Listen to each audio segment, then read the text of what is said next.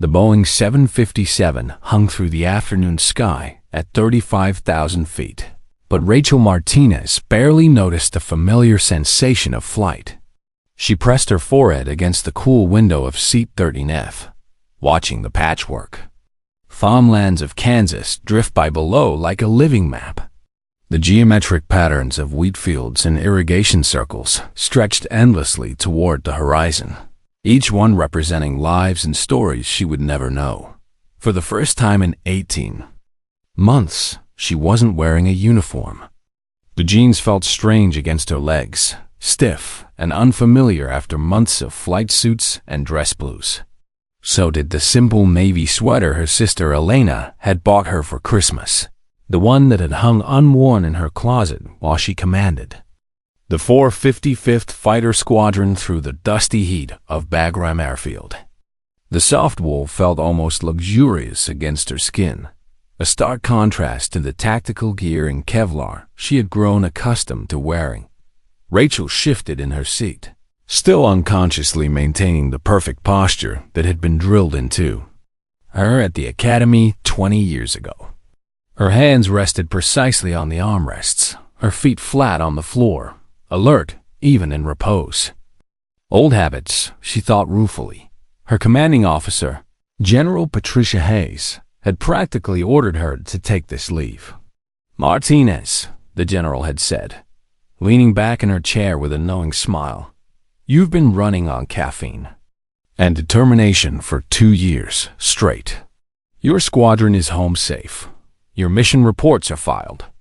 And if I see you in my office before May 1st, I'm personally going to have the MPs escort you to the nearest beach." Now, finally taking that mandated rest. She was just another passenger on United Flight 847 from San Francisco to Washington, D.C. Just Rachel Martinez. Not Colonel Martinez, not Phoenix, not the woman whose tactical innovations had saved Ford Operating Base Chapman from being overrun.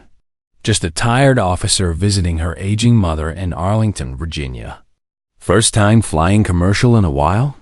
Rachel turned to find the flight attendant, a woman about her age with kind brown eyes and gray temples pulled back in a neat bun. Her name tag read Jennifer Walsh, and her smile held the practiced warmth of someone who had spent years managing the anxieties of nervous flyers. "Something like that," Rachel replied, offering a small smile in return. Jennifer refilled Rachel's coffee cup with the precision of someone who had mastered the art of pouring at altitude. The rich aroma mixed with the recycled air of the cabin, creating that unique atmosphere of commercial aviation, part anticipation, part resignation, entirely familiar to anyone who had spent their life in the sky. The flight attendant lingered for a moment, her experienced eye taking in details that most passengers would miss. Rachel's perfect posture, the way her eyes automatically tracked to the nearest emergency exits, the unconscious way she had stowed her carry-on with military precision, everything squared away and secure. There was something about the way this passenger held herself, a bearing that spoke of discipline and command. "Military?" Jennifer asked quietly, her voice carrying the respect of someone who understood the weight of service. Rachel hesitated, her fingers tightening slightly around the coffee cup. She had hoped to blend in, to disappear into the anonymous crowd of travelers, to be just another face among the 127 souls aboard this aircraft. But something about her demeanor, perhaps the way she had automatically cataloged emergency procedures during the safety demonstration, or the instinctive way she had assessed the flight crew during boarding, had given her away. "Air Force," she admitted quietly, her voice barely audible above the steady drone of the engines. Jennifer's expression softened with immediate understanding. She leaned closer, lowering her voice to avoid disturbing nearby passengers. "My husband was Navy, 22 years, 3 deployments to the Gulf. Retired last year as a senior chief." Her eyes held the wisdom of someone who had lived through the unique challenges of military life. The deployments, the missed holidays, the constant worry. I can always tell. It's something in the way you carry yourselves." She paused, glancing around to ensure their conversation remained private. "Thank you for your service, ma'am. Whatever you did over there, wherever there was for you, thank you." As Jennifer moved on to attend to other passengers, Rachel settled back into her seat, feeling both exposed and oddly comforted. Around her, the ordinary drama of civilian air travel continued to unfold in all its mundane complexity. The rhythms of normal life she had almost forgotten existed. In seat 13D, directly beside her, a businessman in his 40s pecked furiously at his laptop keyboard. His Bluetooth headset blinked steadily as he conducted what sounded like a heated conference call about quarterly projections and market penetration. Robert Kim, according to the name on the American Express card he had used to purchase his overpriced airport sandwich. His world of spreadsheets and profit margins seemed impossibly distant from the life Rachel had been living. Across the narrow aisle, a young mother named Maria Santos struggled valiantly to keep her twin toddlers entertained. The boys, perhaps 3 years old, were fascinated by everything: the window shades, the tray tables, the overhead bins. Their father dozed fitfully beside them, his head tilted back at an uncomfortable angle, exhaustion written across his features. A military ID card peeked from his wallet in the seat back pocket. Army, from the look of it, probably just returned from deployment himself, Rachel guessed, recognizing the particular bone-deep weariness that came from months of hypervigilance. Finally giving way to the safety of home. Behind her, a group of college students shared earbuds and laughed over something on their phones. Spring break, most likely heading home or to some beach destination. Their biggest worry was probably their next exam or whether they had remembered to set their DVRs. Their voices carried the easy confidence of youth, the assumption that the world was fundamentally safe and predictable. None of them knew that the quiet woman in the window seat had earned the call sign Phoenix after coaxing her battle-damaged F-16 home through enemy fire over the Hindu Kush. None of them knew she had been awarded this Distinguished Flying Cross for actions that had saved the lives of 200 Marines at a remote outpost, or that her face graced a recruitment poster in the Pentagon's E-Ring corridor. To them, she was simply another passenger, maybe a teacher heading home for the weekend, or a businesswoman on her way to a conference. Anonymous and unremarkable, exactly as she had hoped to be. Rachel closed her eyes and tried to remember what normal felt like. When had she last sat somewhere without automatically identifying potential threats and escape routes? When had she last heard laughter that wasn't tinged with the gallows humor of combat?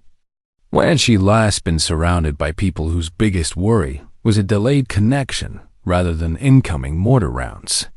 The steady vibration of the aircraft's twin engines created a soothing white noise, and for the first time in months, Rachel felt her shoulders beginning to relax. Outside her window, the American heartland continued to scroll by small towns connected by ribbons of highway, rivers meandering toward distant seas, the geometric precision of agricultural planning stretching toward horizons that held no threat of enemy fire. This was what she had been fighting for, she realized. Not the abstract concepts of freedom and democracy that filled the speeches, but this mundane miracle of ordinary people living ordinary lives. The businessman worrying about his sales figures, the young mother managing her children's restless energy, the students planning their weekend adventures, the beautiful, complex tapestry of normal life that could only exist when warriors like her stood guard at the borders of chaos. Rachel allowed herself a small smile and settled deeper into her seat. For the next few hours, she was just another passenger on United Flight 847, just another American citizen enjoying the luxury of safe travel in peaceful skies. She had no way of knowing that in less than 2 hours, the skills that had made her a legend would be all that stood between 127 innocent people and disaster. For now, she was content to watch Kansas drift by below and remember what it felt like to be invisible. But invisibility, Rachel would soon learn, was a luxury that heroes could never truly afford. The first sign of trouble was a vibration so subtle that Rachel Martinez felt it in her bones before her conscious mind recognized the threat. Her eyes snapped open from their peaceful half-doze, instantly alert in the way that 18 months of combat flying had programmed into her nervous system. She instinctively checked her watch. 3:47 p.m. Mountain Time, exactly 2 hours and 13 minutes into what should have been a routine 5-hour flight. The vibration pulsed through the airframe like a heartbeat with an irregular rhythm. Too low frequency to be turbulence, too persistent to be normal. Rachel's hand moved automatically to brace against the window frame as her pilot's instinct screamed danger. Around her, the other passengers remained oblivious, lost in their laptops and conversations and magazines, trusting in the reliability of modern aviation. But Rachel knew better. She had felt this before in an F-16 over Kandahar province when her hydraulic pump had begun its death spiral. The aircraft was trying to tell them something, and whatever it was saying, it wasn't good news. Then the subtle vibration became a noticeable shudder, coffee sloshed in plastic cups. The businessman beside her looked up from his spreadsheet with mild annoyance, assuming they had hit some rough air. Across the aisle, Maria Santos instinctively pulled her twin boys closer, her maternal instincts sensing something wrong, even if she couldn't identify what. Captain Mike Thompson's voice crackled over the intercom system, his tone carrying that practiced airline calm designed to reassure passengers even in the worst circumstances. Ladies and gentlemen, we're experiencing some minor technical difficulties. We're going to need everyone to return to their seats and fasten your seatbelts while we sort this out. Minor technical difficulties. Rachel's blood turned to ice water in her veins. She had used those exact euphemistic words herself when her F-16's engine had caught fire at 25,000 feet over enemy territory, when she had been fighting to keep her aircraft airborne long enough to reach friendly airspace. The careful understatement that every pilot learned: never panic the passengers, never admit how bad things really are. The shudder intensified, becoming a violent shake that rattled the overhead bins and sent loose items sliding across tray tables. The businessman's laptop snapped shut with a sharp crack. Someone's phone clattered to the floor. The college students behind her stopped laughing mid-sentence, their youthful confidence suddenly replaced by uncertainty. Rachel's trained eye cataloged every symptom as the aircraft bucked and fought against invisible forces.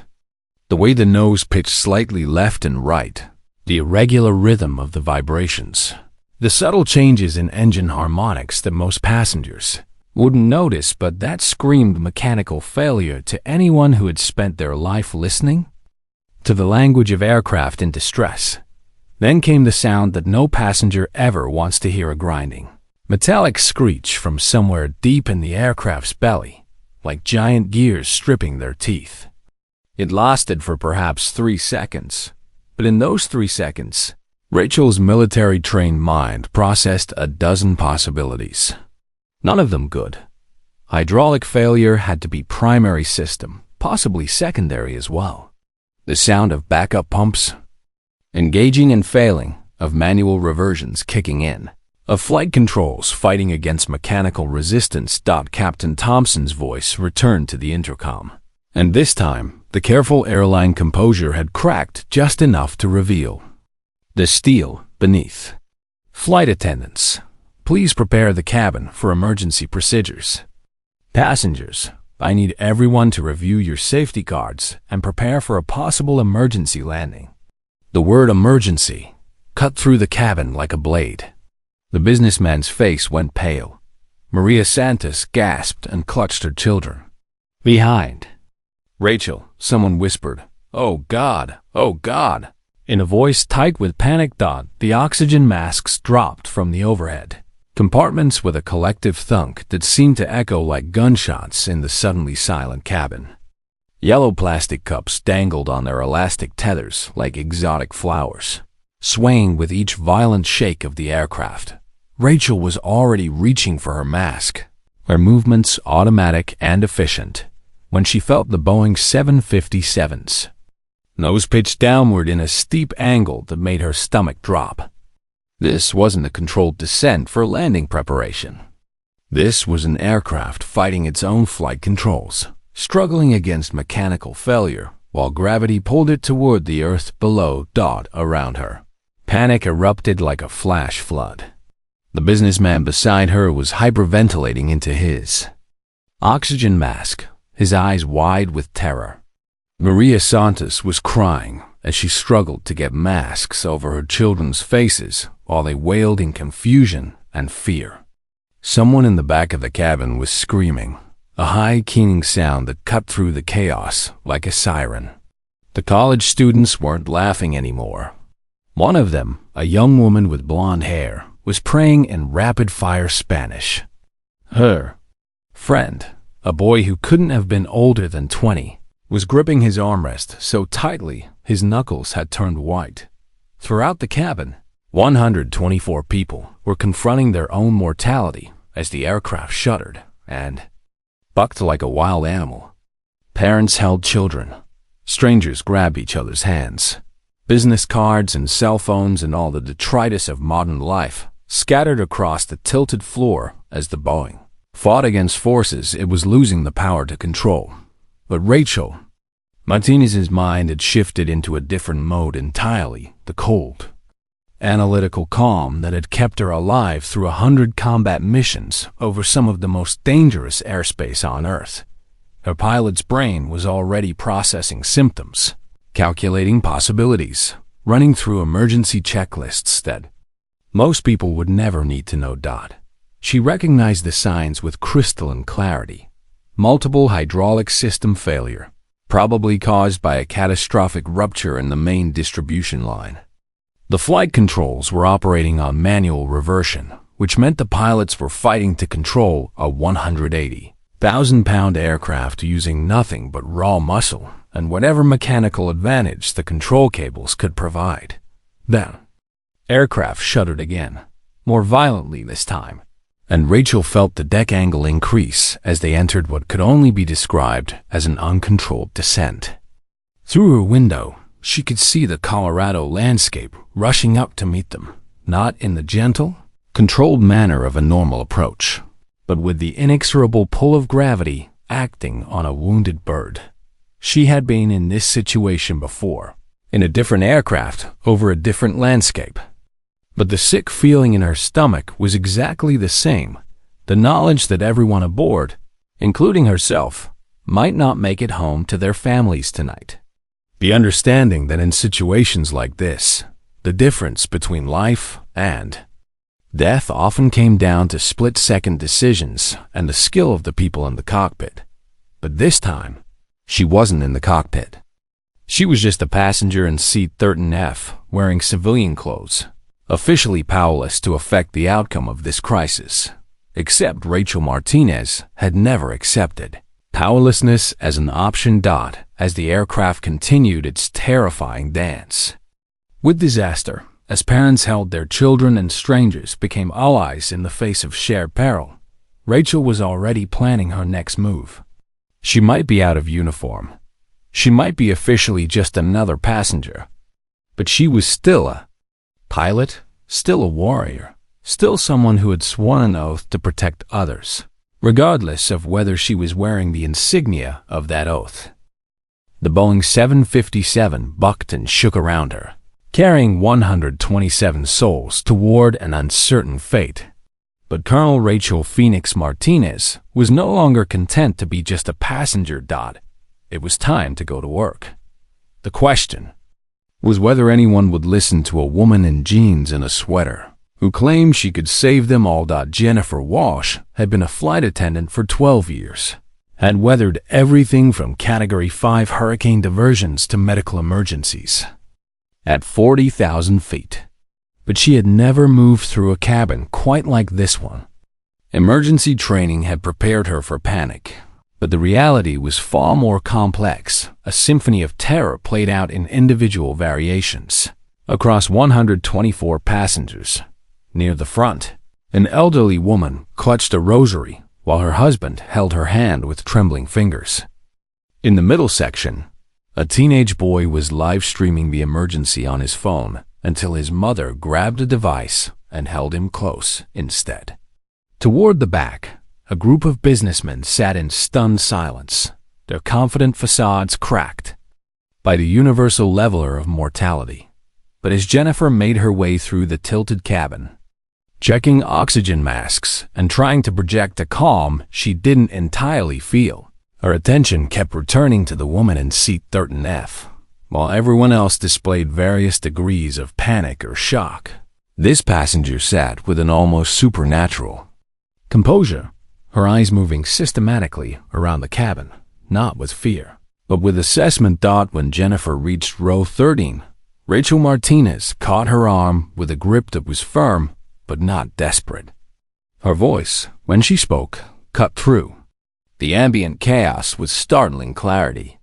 "Jennifer," she said, using the flight attendant's name with the casual authority of someone accustomed to being heard in crisis situations, "I need to talk to the captain."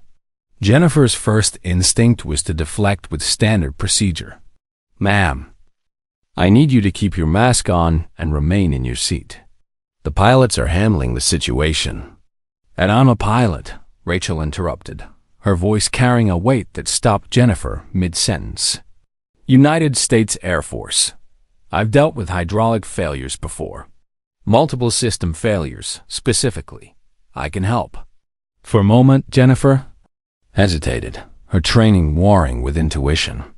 FAA regulations were clear about unauthorized personnel in the cockpit.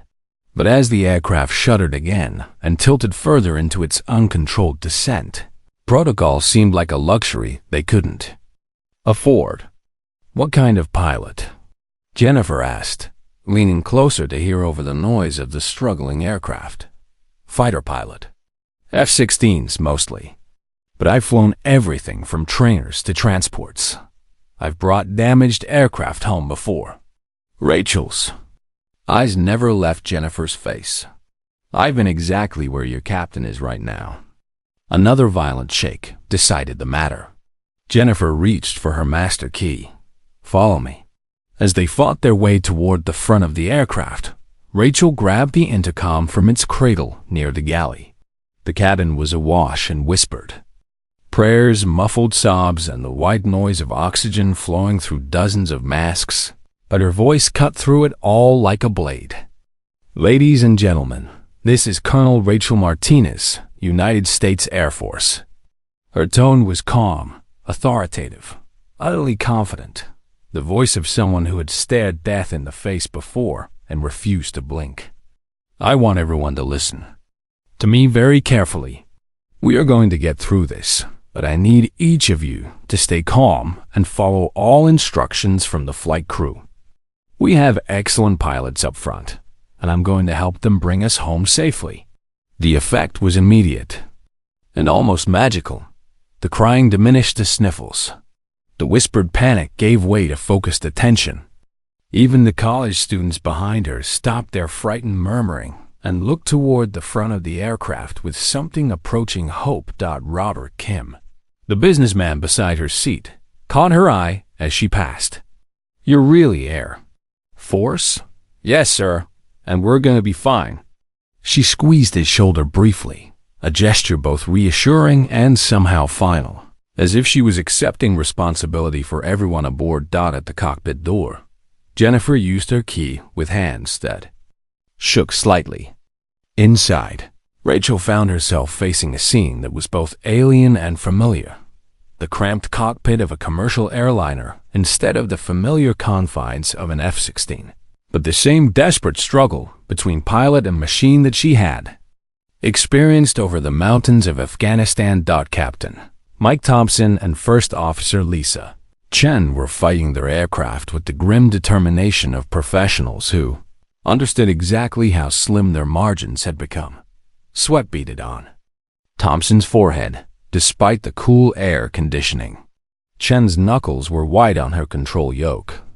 Both pilots wore the focused expression of people performing emergency procedures from memory, while death waited just outside the margins of their skill. "Captain," Rachel announced herself, her voice cutting through the controlled chaos of emergency. Checklists and radio calls. "Colonel Rachel Martinez, United States Air Force. I'd like to help if I can." Thompson's eyes flicked toward her civilian clothes, taking in her jeans and sweater with obvious skepticism. The last thing he needed was some self-important passenger claiming expertise she didn't possess. "Ma'am, I appreciate the offer, but this is a complex situation and you've lost primary hydraulic pressure," Rachel said, her eyes scanning the instrument panel with the rapid efficiency of someone reading familiar language. "Backup system is failing or already failed. You're getting maybe 15 to 20% response from your flight controls. You're using differential thrust to maintain heading and fighting the yoke just to keep us airborne." Both pilots stared at her. Thompson's skeptical expression shifted toward surprise, then toward something approaching respect. That assessment had taken her exactly 12 seconds, and every word of it was accurate. "Your angle of attack is increasing because you're losing elevator authority," Rachel continued, moving to the jump seat behind them without waiting for permission. "You've got maybe 10 minutes before this becomes unrecoverable." "How long to?" "Nearest suitable airport?" "Denver International," Chun replied automatically. 18 minutes at current ground speed." "Too far," Rachel said grimly. "We need alternatives." "What about Air Force Academy? Buckley Space Force Base?" "Any military field with long runways and crash equipment?" As she spoke, Rachel was already mentally cataloging the emergency procedures that had saved her life over Afghanistan techniques for flying damaged aircraft that weren't taught in civilian flight schools but were standard curriculum in military survival training. "How do you know all this?" Thompson demanded, his voice tight with stress and skepticism. "Because I've been exactly where you are," Rachel replied, settling into the jump seat and reaching for the headset. "Different aircraft, same problem. I brought an F-16 home through enemy fire with total hydraulic failure over the Hindu Kush. Your Boeing has redundancies my Falcon didn't, but the physics are identical." She keyed the radio microphone, her voice shifting into the crisp, professional tone of military aviation. "Denver Center, United 847. This is Colonel Rachel Martinez, United States Air Force, call sign Phoenix, assisting the flight crew with emergency procedures. Request immediate vector to nearest suitable runway and full emergency services." The brief silence that followed her transmission told Rachel everything she needed to know. In air traffic control centers and military installations across the region, duty officers were processing what they had just heard. Phoenix, the call sign that had become legend in fighter pilot circles, spoken in the same breath as Chuck Yeager and Robin Olds. "United 847, Denver Center." The controller's voice carried a new note of respect mixed with disbelief. "Confirm call sign Phoenix?" "Denver Center." Phoenix confirmed and ready to work. Rachel turned to Captain Thompson, who was watching her with an expression somewhere between hope and amazement. "Mike, can I call you Mike? I need you to trust me. What I'm about to suggest is going to feel wrong, but it's the only way we're going to save this airplane." Thompson studied her face for a long moment.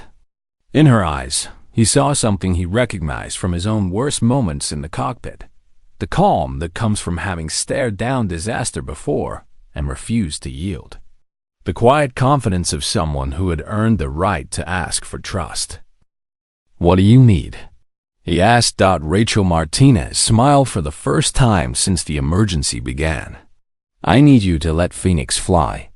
At Denver Air Route Traffic Control Center, Controller Jake Morrison had been handling routine traffic for 6 hours when his carefully ordered world exploded into chaos. The radio transmission from United 847 stopped him cold, his hand freezing halfway to his coffee cup as the words, "Call sign Phoenix," echoed through his headset. Phoenix. Jake had been an Air Force controller before joining the FAA, had spent 4 years at Bagram Airfield watching F-16s and A-10s launch into hostile skies. Every controller in military aviation knew that call sign, not just because of the pilot who carried it, but because of what it represented. Phoenix wasn't just a name. It was a legend built on impossible odds and extraordinary skill. Did she just say Phoenix? His supervisor, Carol Stevens, leaned over his shoulder, her own military background helping her recognize the significance of what they had just heard. Yeah, Jake's hands were already moving across his console, pulling up emergency protocols and military liaison numbers. He keyed his microphone with the careful precision of someone who understood he was speaking to aviation royalty. Denver Center to United 847. Confirm call sign Phoenix, Colonel Rachel Martinez. Rachel's voice came back through the static, crisp, and professional, despite the chaos surrounding her. Confirmed, Denver Center. Phoenix is on station and assisting with aircraft emergency. Request immediate coordination with military air traffic control and emergency services. Even over the radio, Jake could hear the unmistakable sounds of an aircraft in distress, the background noise of struggling engines, the subtle audio cues that told him United 847 was fighting for its life. But overlaying that mechanical symphony of failure was something else. Absolute calm and authority from the woman, who had just identified herself as one of the most legendary pilots in modern Air Force history. Carol was already on the phone to Peterson Space Force Base, her voice urgent but controlled. This is Denver Center. We have an aircraft emergency involving Colonel Rachel Martinez, call sign Phoenix. Yes, that Phoenix. We need immediate military coordination and possible fighter escort. The response was immediate. Within 90 seconds, alerts were flashing on screens across 3 military installations. At Peterson, the command duty officer was pulling up Rachel's service record, a document so classified that most of it appeared as black redacted lines. But what was visible told the story of a warrior whose exploits had become legend. At Buckley Space Force Base, Major Kevin Rodriguez was reviewing flight training schedules when his secure phone buzzed with an emergency alert. He read the message. Twice before the words sank in. United 847 in emergency. Phoenix on board. Assistance required. Holy, he whispered, then caught himself. Even in crisis, military bearing demanded better. But this was Phoenix, the pilot whose tactical innovations were taught at the Air Force Academy, whose actions over Afghanistan had saved forward operating base Chapman from being overrun, whose call sign was spoken with reverence in ready rooms from Langley to Kadena. Viper, he called to his wingman, Captain Amy Chen, who was across the ready room studying weather reports. Emergency scramble, or escorting a civilian aircraft. What's the threat? Amy asked, already moving toward their gear. No threat. Guardian Angel mission. Kevin's voice carried an odd note of awe. Phoenix is aboard. She's helping fly a damaged airliner. Amy stopped mid-stride. Like every fighter pilot in the Air Force, she knew the Phoenix story. Or rather, the dozen Phoenix stories that had become part of military lore. The emergency landing in a sandstorm that saved her wingman's life. The solo mission behind enemy lines to extract a downed pilot. The tactical manual she had written that was now required reading at the academy. Phoenix Martinez? That Phoenix? That Phoenix, and she needs us. Within 4 minutes, 2 F-22s were rolling down the runway at Buckley, their afterburners, painting the Colorado afternoon with controlled thunder. As they climbed toward their intercept point, Kevin was already coordinating with air traffic control, his mind racing through the implications of what he had just learned. At Langley Air Force Base in Virginia, the news was spreading through the fighter wing like wildfire.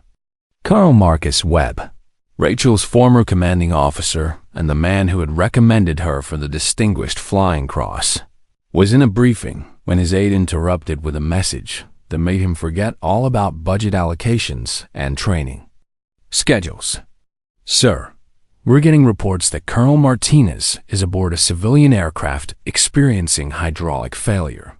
She's assisting with emergency procedures." Marcus closed his eyes for a moment, seeing not the graying colonel who had visited his office 6 months ago, but the young captain who had walked into his squadron 12 years earlier with fire in her eyes and skills that defied explanation. "Get me a direct line to Denver Center. I want real-time updates." At the Pentagon, duty officers were already briefing senior staff. The Secretary of the Air Force was being awakened from a rare afternoon nap. At the Air Force Academy in Colorado Springs, cadets were abandoning their afternoon classes to crowd around radios in the squadron common rooms, listening to emergency frequency chatter with updates about their hero. But perhaps the most significant response came from an unexpected source: retired Air Force pilots across the country who monitored emergency frequencies as a hobby. Veterans who had served with Rachel under her command. Flight instructors who had taught her or learned from her innovations. At Nellis Air Force Base in Nevada, Master Sergeant Tony Castillo was reviewing maintenance schedules when a junior airman burst into his office. "Sergeant, you need to hear this. Phoenix is on the emergency frequency. She's helping fly a damaged civilian aircraft." Tony had served under Rachel during her squadron command, had watched her bring home pilots who should have died, had seen her make decisions under pressure that left seasoned warriors shaking their heads in admiration. He grabbed his radio and tuned to the emergency frequency, his weathered hands trembling slightly as he adjusted the volume. "This is Denver Center to United 847. The controller's voice crackled through the static. "Military escort is inbound. ETA 12 minutes. Colonel Martinez, we have Hawk flight of F-22s from Buckley en route to provide assistance." Rachel's response came through calm and professional. "Denver Center, Phoenix. Appreciate the escort.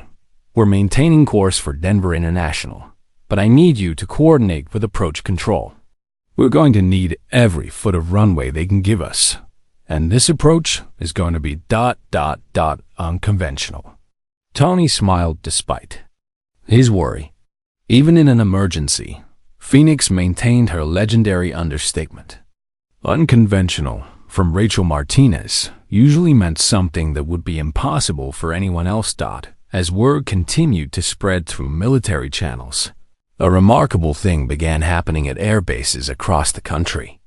Off-duty personnel who heard about Phoenix being aboard the troubled aircraft began gathering in operation centers and ready rooms, following the emergency on military frequencies.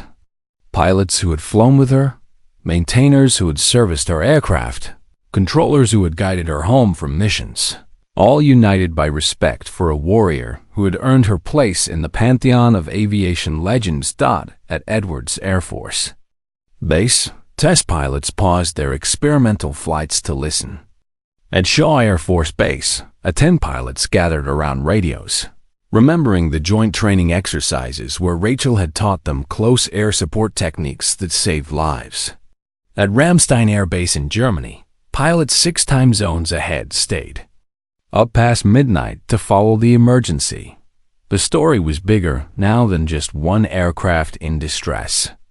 It had become a moment when the entire military aviation community held its collective breath, waiting to see if their legendary Phoenix could rise from the ashes one more time. And somewhere over the Colorado landscape, at the controls of a Boeing 757 with failing hydraulics and 127 souls on board, Colonel Rachel Martinez was about to remind the world why legends are born from moments when ordinary people do extraordinary things. At 39,000 feet above the snow-capped peaks of the Colorado Rockies, United Flight 847 looked like a wounded eagle fighting against gravity itself. Major Kevin Rodriguez eased his F-22 Raptor into formation, 500 feet off the airliner's right wing. The contrast between the sleek fighter and the struggling commercial aircraft telling the story of two different worlds of aviation suddenly united by crisis. The Boeing 757 wallowed through the thin air, its control surfaces moving in erratic, jerky motions as the flight crew fought to maintain even basic stability. From his cockpit, Kevin could see the telltale signs of an aircraft in severe distress. The slight nose-down attitude that indicated loss of elevator authority, the wings that rocked unpredictably despite the calm air, the engine exhaust temperatures that suggested the pilots were using differential thrust to maintain control. United 847, Hawk Flight has you in sight, Rodriguez radioed, his voice carrying the calm professionalism that had made him one of the Air Force's most respected pilots. Phoenix, it's Major Rodriguez. How can we assist? Inside the commercial airliner's cockpit, Rachel Martinez was deep in what fighter pilots called the zone, that state of hyper-aware calm where time seemed to slow down and complex problems became manageable puzzles. Her hands moved across the unfamiliar Boeing instruments with growing confidence, years of emergency training translating across aircraft types with the fluidity of someone who truly understood the science of flight. Hawk Flight, Phoenix. Good to hear friendly voices up here. Rachel's transmission carried just a hint of her legendary dry humor even in the midst of crisis. We're looking at Denver International for emergency landing, but first I need you to coordinate some magic with approach control. She paused to help Captain Thompson adjust their heading as the aircraft's compromised flight controls fought against even small course corrections. First Officer Chun was managing their emergency checklist with methodical precision, her calm professionalism providing the steady rhythm that kept the cockpit functioning despite the chaos. I need runway 16 right cleared and held, Rachel continued. Every piece of emergency equipment they can muster. And Kevin, I know you're thinking textbook approach procedures, but throw that manual out the window. We're going to be coming in fast, steep, and probably sideways. This is going to be all about energy management and hoping we can bleed off enough speed before we run out of runway. Copy that, Phoenix. Already coordinating with Denver Tower. But even as Kevin acknowledged her request, his mind was processing the implications of what he had just heard. Rachel Martinez, the Phoenix, was essentially telling him that she was about to attempt a landing that would challenge every principle of commercial aviation safety. And yet, if anyone could pull off the impossible, it was the pilot whose call sign had become synonymous with miraculous recoveries, in his left seat. Captain Amy Chun was monitoring emergency frequencies as military installations across the region checked in with offers of assistance. The response was unprecedented, not just because of the civilian aircraft in distress, but because of who was helping to fly it. Hawk, this is Cheyenne Mountain. We're tracking your emergency. Be advised, we have Phoenix's complete service record on screen. Her innovations in damaged aircraft recovery are impressive. Kevin smiled grimly. Impressive was military understatement at its finest. Rachel's techniques for flying compromised aircraft had been incorporated into Air Force training manuals. After she had successfully landed 3 different aircraft that should have killed her, including the legendary incident over Afghanistan when she had brought home an F-16 with 70% of its control surfaces destroyed by enemy fire. Cheyenne Mountain, Hawk.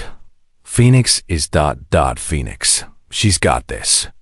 But the weight of expectation was building with each radio transmission. At Nellis Air Force Base, Master Sergeant Castillo was coordinating with a dozen other bases as reports came in from across the military aviation community. Former wingmen, ground crews who had serviced her aircraft, controllers who had guided her through combat zones, all were monitoring the emergency frequency, waiting to see if their legendary pilot could work another miracle. Peterson, this is Nellis Maintenance.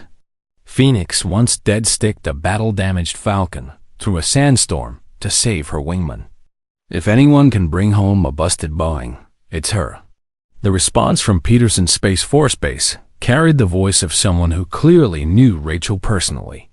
Nellis, this is Colonel Webb at Peterson. I was Phoenix's squadron commander in Afghanistan. She's going to save every soul on that aircraft or die trying. Have emergency services ready for anything. Inside the cockpit of United 847, Rachel was oblivious to the growing legend being built around her emergency landing attempt. Her entire world had narrowed to airspeed indicators, attitude displays, and the delicate balance of keeping 180,000 pounds of aluminum and humanity airborne on barely responsive controls. Mike, she said to Captain Thompson, I need you to start thinking like a test pilot. Everything we're about to do is going to feel wrong. We're going to approach faster than any commercial aircraft should. We're going to use techniques that aren't in any civilian manual. But trust me, I've been here before. Thompson's hands were steady on his controls, but sweat beaded his forehead despite the cool cockpit air. Rachel, I've got 23 years. With this airline, I've never had a passenger save my aircraft before. And I've never been a passenger on someone else's emergency. Rachel replied with a slight smile. Guess we're both breaking new ground today. Through the cockpit windows, they could see the F-22s holding perfect formation, their pilots ready to provide whatever assistance possible. It was a sight that would have been unthinkable in normal circumstances, America's most advanced. Fighters escorting a commercial airliner like protective guardian angels. Denver approach, United 847 with Hawk flight escort. Rachel radioed as they began their long descent toward the airport. Be advised, this approach is going to be non-standard. We'll be using military emergency procedures adapted for civilian aircraft. I need you to clear all traffic within 20 miles of the field. United 847, Denver approach. Sir, ma'am, Colonel Martinez. You're cleared for any approach you deem necessary. All traffic has been diverted. Emergency. Services is standing by. The controller's voice carried a note of awe that wasn't lost on Rachel. Word had clearly spread about who was helping to fly the damaged aircraft. She keyed her microphone one more time, her voice carrying across military and civilian frequencies to the hundreds of people now following their emergency. All stations. This is Phoenix. We're coming home. Stand by. At Denver International Airport, fire trucks and ambulances were taking position along runway 16 right. Air traffic controllers watched their radar screens with unprecedented attention. News. Crews, despite security restrictions, were setting up cameras on distant concourses. And across the military aviation community, from ready rooms to maintenance hangars to operations centers around the world, people who understood the science and art of flying were holding their breath, waiting to see if the pilot they called Phoenix could rise from the ashes one more time. The legend was about to be tested in the most public way possible, with 127 lives hanging in the balance and the eyes of the aviation world watching her every move. News traveled through the aviation community with the speed of light, carried by radio waves, social media, and the invisible networks that connect warriors across time and distance. What had begun as a routine emergency was transforming into something unprecedented, a moment when an entire community rallied around one of their own at Langley Air Force Base in Virginia. The response was swift and emotional. Colonel Marcus Webb stood in the base operations center, surrounded by active duty and retired personnel who had gathered to monitor the emergency frequency. The large screen displayed a real-time radar track of United 847's descent toward Denver, flanked by the distinctive signatures of two F-22 escorts. "That's my pilot up there," Marcus said quietly to the assembled crowd, his voice carrying the pride of a commander who had watched Rachel Martinez grow from a promising young captain into the Air Force's most legendary aviator. 23 years I've been in this business, and I've never seen anyone fly like Phoenix. Behind him, Master Sergeant Rodriguez, no relation to the F-22 pilot, but a veteran crew chief who had serviced Rachel's aircraft during 3 deployments. Rotations nodded grimly. "Colonel Martinez brought home birds that should have killed her, sir. If anyone can save that airliner, it's Phoenix." The gathering wasn't limited to active duty personnel. Word had spread through the military retiree community with remarkable speed. Colonel James Patterson, who had flown combat missions with Rachel over Afghanistan, had driven 40 minutes from his civilian job to stand vigil with his former squadron mates. Major Jennifer Williams, now an airline pilot herself, had called in sick to her scheduled flight just to be present for this moment. "I flew wingman with Phoenix on the mission that got her the Distinguished Flying Cross," Williams said, her voice tight with emotion.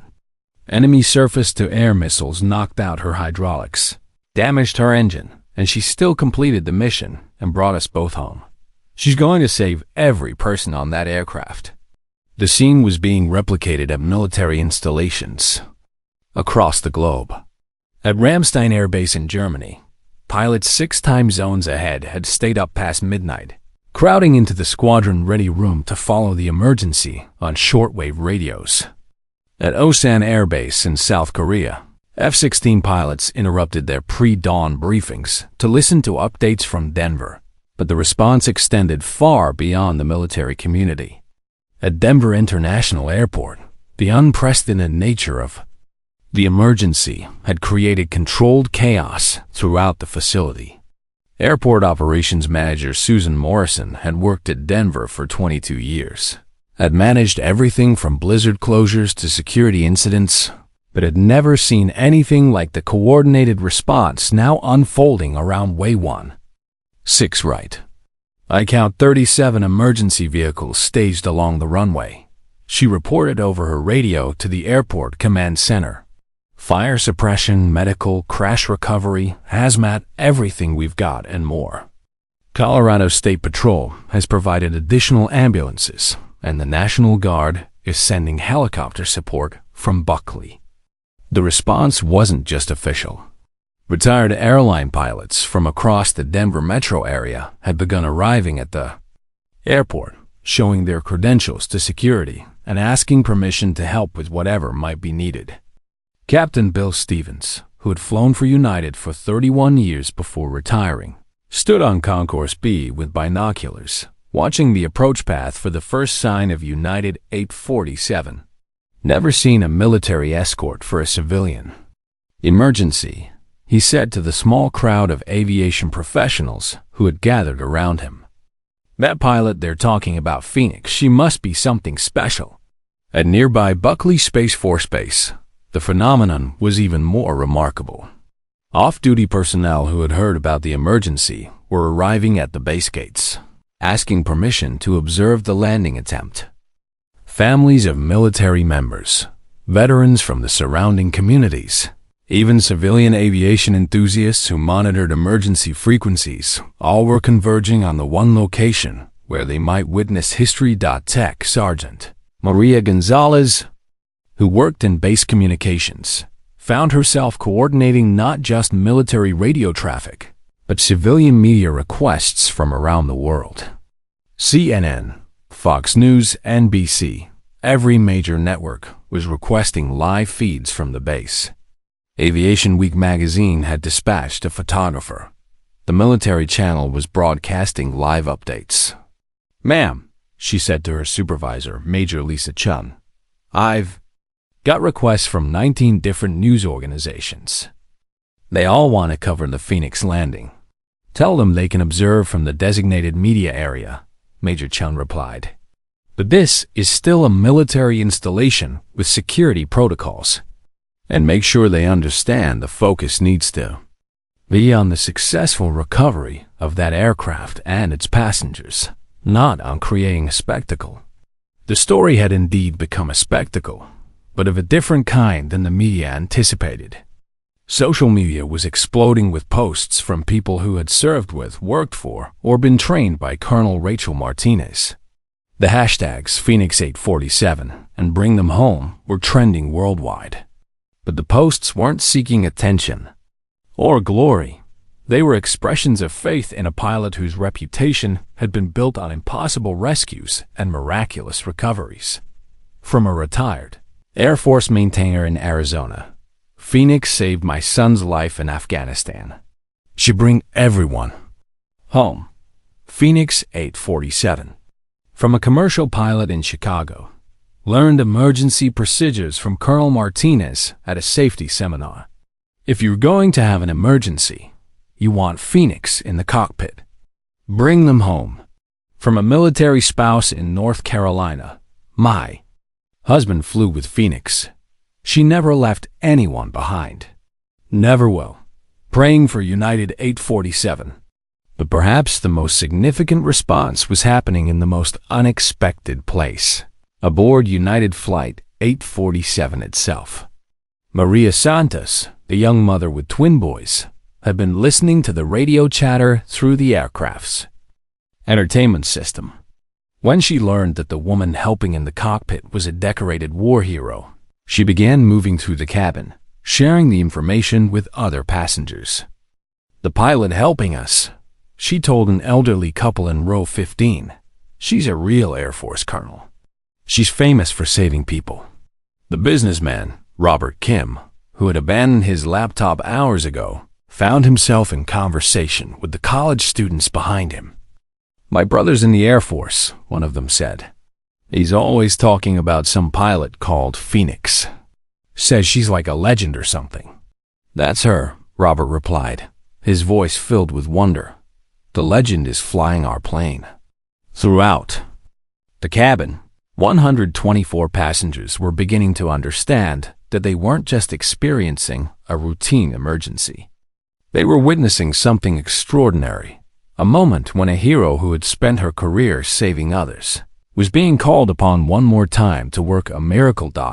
And as United 847 continued its descent toward Denver International Airport, with F-22 Raptors holding protective formation and emergency crews standing ready on the ground below, an entire community of warriors, aviators, and ordinary citizens held their collective breath, waiting to see if the pilot they called Phoenix could rise from the ashes one more time. The legend was about to face its greatest test, with the eyes of the world watching and 127 lives hanging in the balance. The approach to runway 16 right at Denver International Airport was unlike anything in aviation history. At 4:47 p.m. Mountain Time, with the Colorado sun casting long shadows across the Front Range, United Flight 847 began its final descent under the guidance of the most unlikely flight crew ever assembled, an airline captain, his first officer, and a legendary Air Force colonel who had been nothing more than a passenger in seat 13F just 2 hours earlier. Rachel Martinez sat in the cockpit jump seat, her civilian clothes a stark contrast to the professional uniform surrounding her. But her voice carried the unmistakable authority of someone who had stared down death in the skies above Afghanistan and emerged victorious. Her hands moved across the unfamiliar Boeing instrumentation with the fluid confidence of a master musician playing a new piece on a familiar piano. Denver approach. United 847 beginning final approach. Runway 16 right.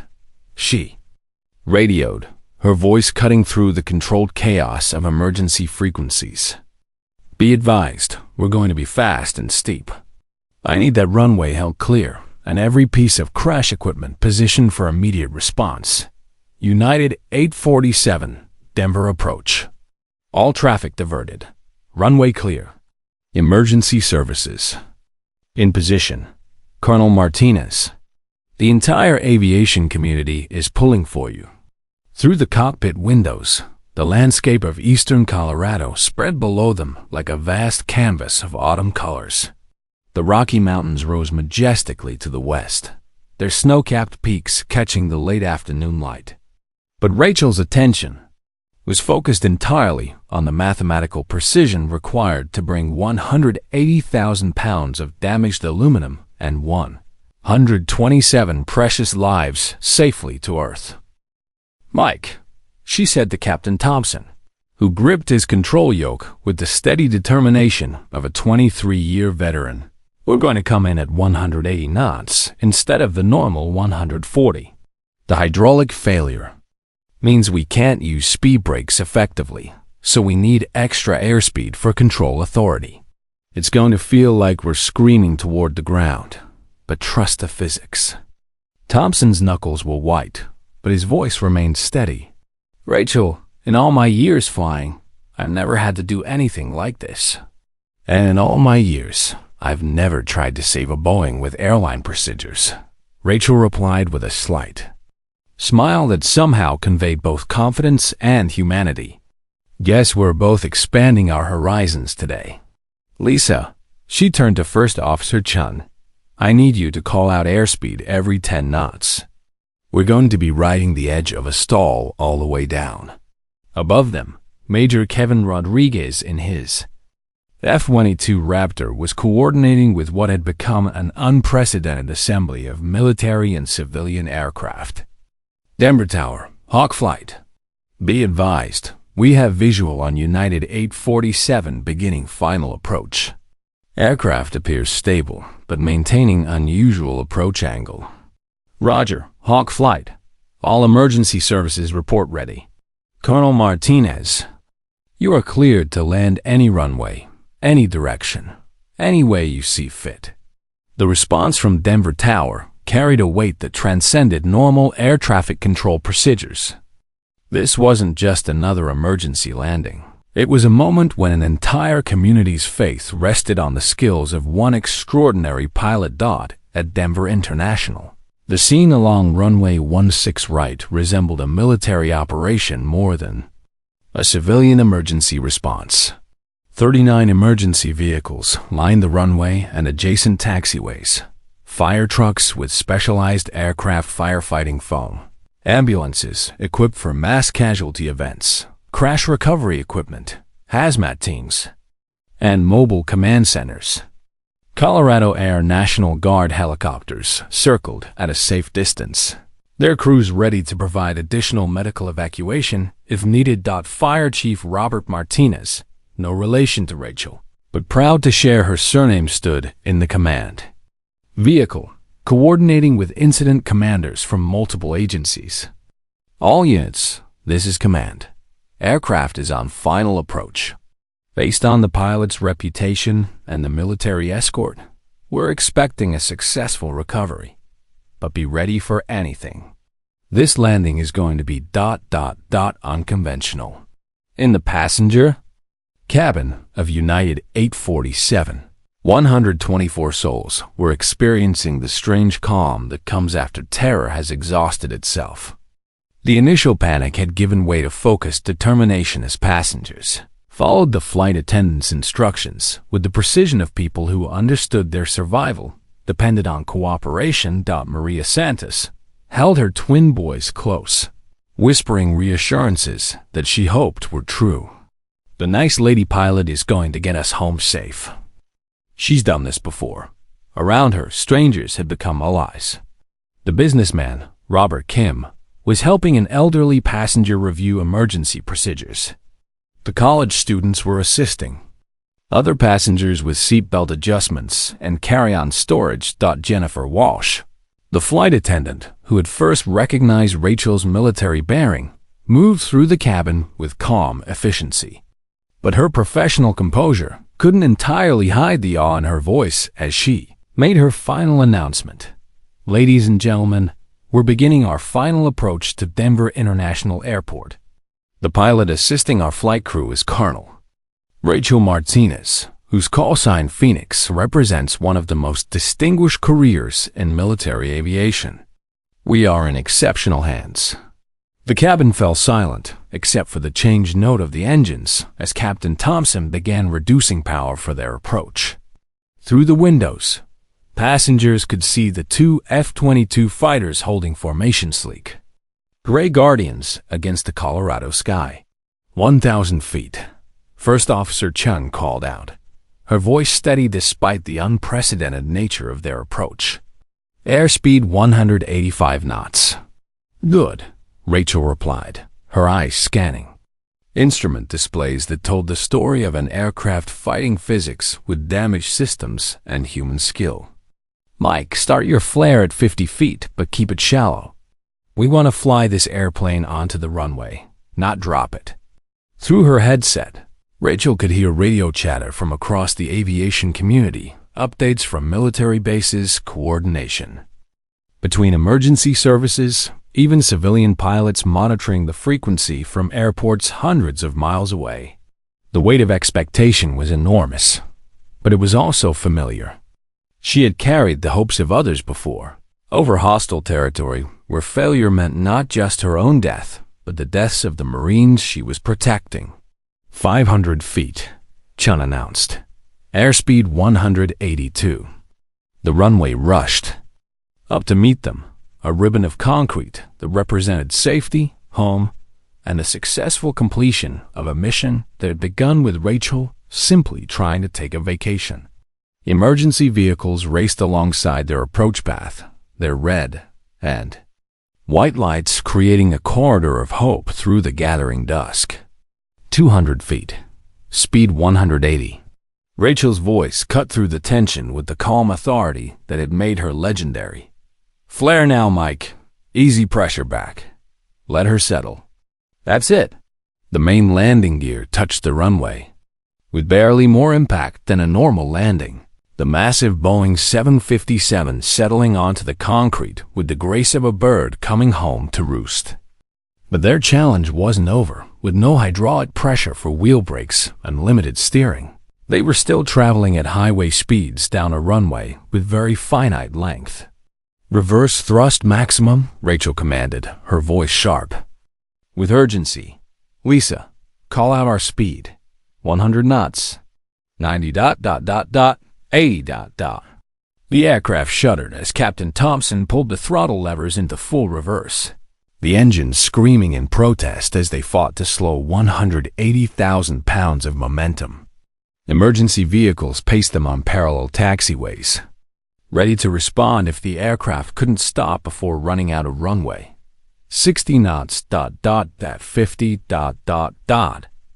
Finally, mercifully, United Flight 847 rolled to a complete stop just 800 yards from the end of runway 16 right. The silence in the cockpit was profound, broken only by the sound of 3 people breathing heavily and the distant wail of approaching emergency vehicles. Captain Thompson's voice was hoarse with exhaustion and disbelief. Ladies and gentlemen, welcome to Denver International Airport. The cabin erupted in applause, tears, and prayers of gratitude, but Rachel Martinez, still wearing the jeans and sweater that had marked her as just another passenger 3 hours earlier, wasn't finished yet. Mike, Lisa, she said quietly, we need to get these people off this aircraft quickly and safely. The emergency is not over until everyone's on the ground. As the first emergency vehicle surrounded the aircraft and portable stairs approached the main door, Rachel finally allowed herself a moment to breathe. Through the cockpit window, she could see something that made her catch her breath. Military personnel were arriving at the airport. Not just the expected accident investigators and officials, but active duty and retired Air Force members from across Colorado. Word had spread through the aviation community with lightning speed, and they had come to honor one of their own. Major Rodriguez stood near the aircraft in his flight suit, having landed his F-22 at nearby Buckley Air Force Base before racing to Denver. Behind him, a growing crowd of military personnel waited in respectful formation. Colonel Rachel Phoenix Martinez was about to discover that heroes don't just save lives. They inspire communities, unite strangers in common cause, and remind the world that ordinary people are capable of extraordinary things when called upon to serve something greater than themselves. The first passenger to emerge from United Flight 847 was 8-year-old Danny Wilson, his small hand gripping his mother's tightly as they descended the portable stairs onto the tarmac at Denver International Airport. The late afternoon sun cast long shadows across the concrete, and the boy's eyes went wide as he took in the unprecedented scene surrounding their aircraft. Dozens of emergency vehicles, military personnel in dress uniforms, and news cameras capturing every moment. "Mom, look," Danny whispered, pointing toward the formation of Air Force personnel standing at rigid attention near the aircraft. "They're all saluting." Linda Wilson followed her son's gaze and felt tears spring to her eyes.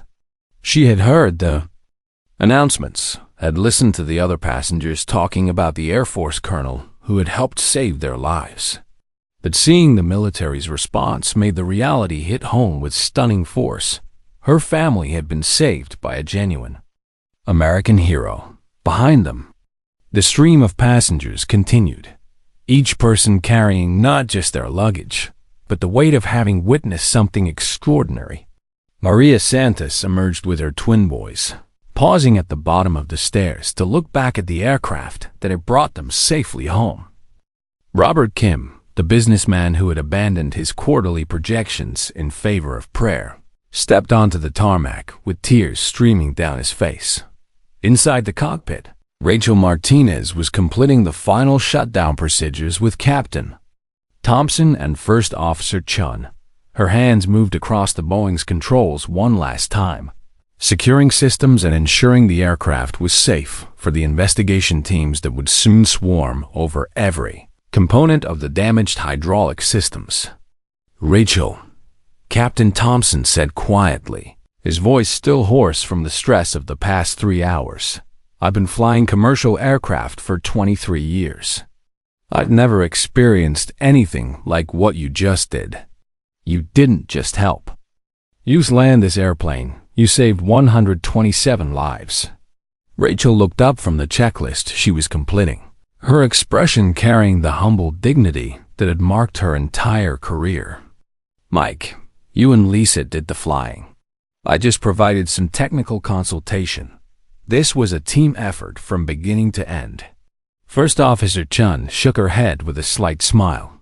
"Ma'am, with all due respect, that was the most extraordinary display of airmanship I've ever witnessed. You took a situation that should have been catastrophic and made it look almost routine."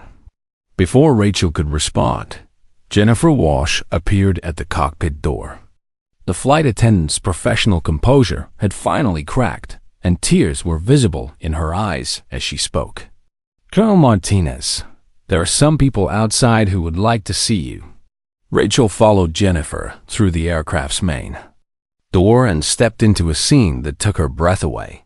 On the tarmac below, she found herself facing a formation of military personnel that seemed to have materialized from every corner of Colorado's aviation community.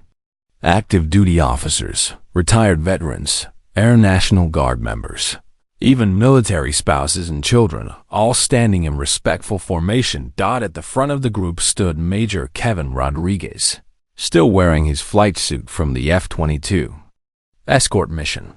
His wingman, Captain Amy Chun, stood beside him. Behind them, Rachel recognized faces from across her career, former squadron mates, pilots she had trained, ground crew members who had serviced her aircraft during countless deployments. "Colonel Martinez," Major Rodriguez called out, his voice carrying across the tarmac with military precision. "On behalf of the United States Air Force and the aviation community, we request permission to render honors." Rachel felt a moment of overwhelming emotion as she realized what was happening. These weren't just military personnel paying respects to a superior officer. These were warriors honoring one of their own, recognizing not just her actions on this day, but the lifetime of service that had led to this moment.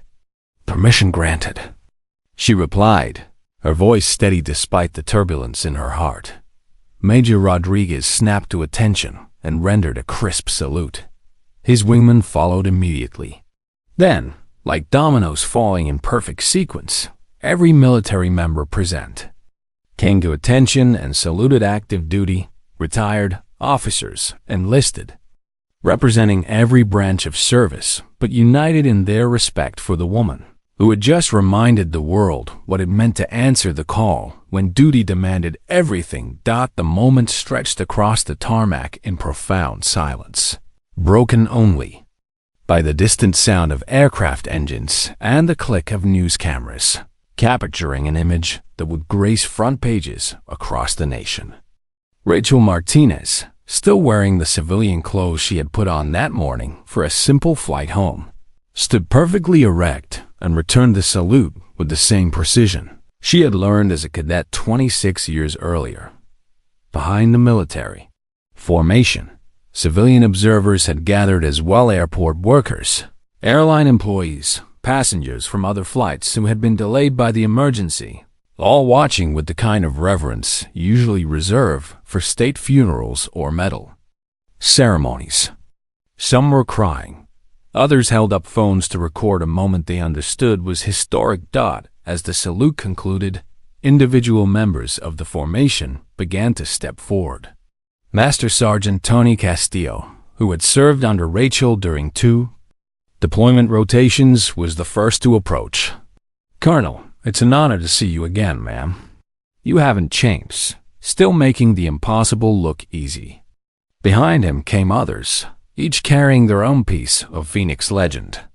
Captain Janet Williams, whom Rachel had trained as a young lieutenant, now an instructor pilot herself. Chief Master Sergeant Miguel Rodriguez, who had been the senior enlisted member in her squadron during the Afghanistan deployment that had made her famous. "Phoenix," he said simply, using her call sign with the familiarity of someone who had watched her launch into hostile skies night after night. "You brought us all home then, and you brought them home today.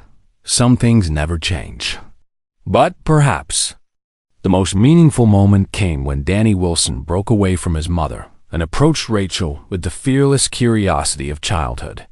"Ma'am, are you really a fighter pilot?" Rachel knelt down to meet his eyes, her expression softening into the warmth that her squadron members had always seen, but the public rarely witnessed. "I am, Danny, and today I gotta help Captain Thompson and First Officer Chun fly your airplane home safely. My dad says fighter pilots are the bravest people in the world," Danny continued with 8-year-old logic. "Are you brave?" Rachel considered the question seriously, the way she would any technical inquiry about aviation or tactics. "I think brave people are just regular people who do what needs to be done when others are counting on them. Today, everyone on that airplane was brave. Your mom, the other passengers, the flight crew. We all worked together. Will you sign my boarding pass?" Danny asked, producing the crumpled piece of paper from his pocket.